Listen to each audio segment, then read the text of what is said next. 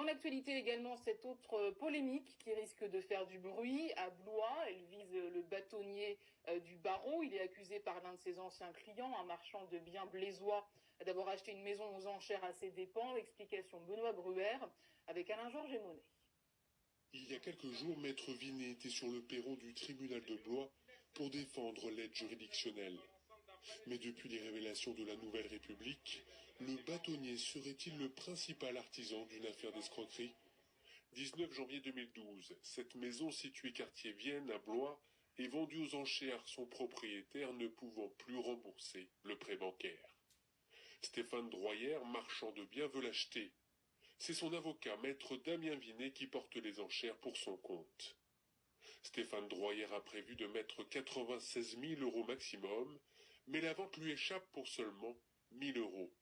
La maison est finalement vendue à une société civile pour 97 000 €. L'histoire aurait dû en rester là, mais le marchand de biens découvre bien plus tard le poteau rose.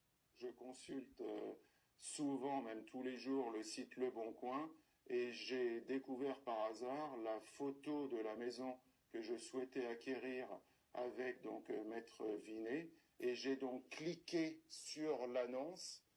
J'ai découvert le numéro de téléphone de mon avocat, et donc je me suis rendu compte que mon avocat avait vraiment une liaison donc avec cette maison, alors qu'il n'aurait pas dû en avoir, vu que nous n'avions pas remporté les enchères. Son propre avocat a donc acheté ce bien via une société civile dont il possédait 50% des parts. Depuis, Stéphane Droyer se bat. Il a rejoint un collectif de personnes spoliées par les ventes aux enchères de biens immobiliers.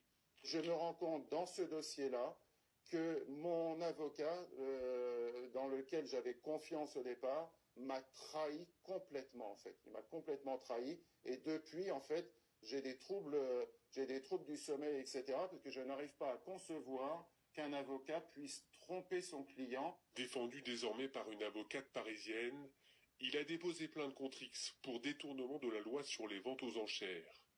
Sera-t-elle recevable ? C'est au procureur de Blois, Frédéric Chevalier, d'en décider. Joint à 2 reprises, maître Damien Vinet n'a pas souhaité nous faire de commentaires sur cette affaire.